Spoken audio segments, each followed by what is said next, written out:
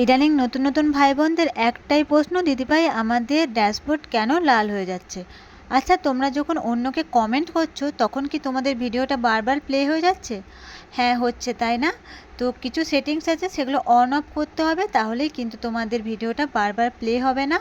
আর তাহলে তোমাদের রিচটা বা এনগেজমেন্টটা কখনোই ডাউন হবে না বা লাল হবে না। তুলনামূলকভাবে অনেকটাই তোমরা এর থেকে রেহাই পাবে। সেটাই আজকে আমি তোমাদেরকে দেখিয়ে দেবো, ঠিক আছে? তো প্রথমেই বলি, হ্যালো বন্ধুরা, সবাই কেমন আছো? আশা করি যে যেখানেই আছো খুব খুব ভালো আছো। আর আমিও তোমাদের আশীর্বাদ আর ভালোবাসাতে তোমাদের ছোট্ট কুটুম্বরিকে নিয়ে মোটামুটি ভালোই আছি। দেখো, প্রথমেই বলি যে ফেসবুক কিন্তু আমাদেরকে কি বলেছে বলো তো, আমাদের সবথেকে বড় গাইডলাইন হচ্ছে যে আমাদের নিজেদের ভিডিও আমাদের নিজেদেরকে দেখা চলবে না।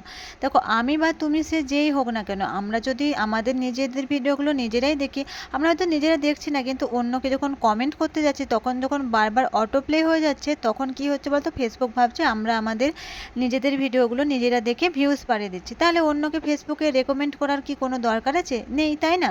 আমাদের যদি দেখারই হয় তো আমরা গ্যালারিতে দেখব, আমাদেরকে ফেসবুকে আপলোড করার পর দেখার তো দরকার নেই।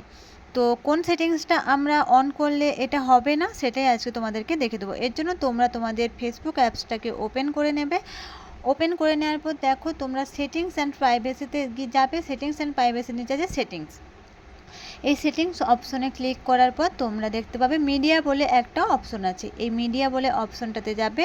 অপশনটাতে গিয়ে তোমরা দেখতে পাবে, দেখো মানে অপটিমাইজের পরে নিচের দিকে ডাটা সার্ভার, বা এখানে দেখো on mobile data and wifi, on wifi only, এগুলো কিছু তোমার অন করার দরকার নেই। নেভার অটো প্লে ভিডিওস, তাই যখন তোমরা এটা করলে রিলস বা তোমরা লং ভিডিও ইত্যাদি যাই হোক না কেন, তোমরা যখন তাতে কমেন্ট করতে যাবে, তাতে কিন্তু তোমাদের মানে কি হবে বলো তো, তখন তোমাদের ভিডিওগুলো অটো প্লে কখনোই হবে না।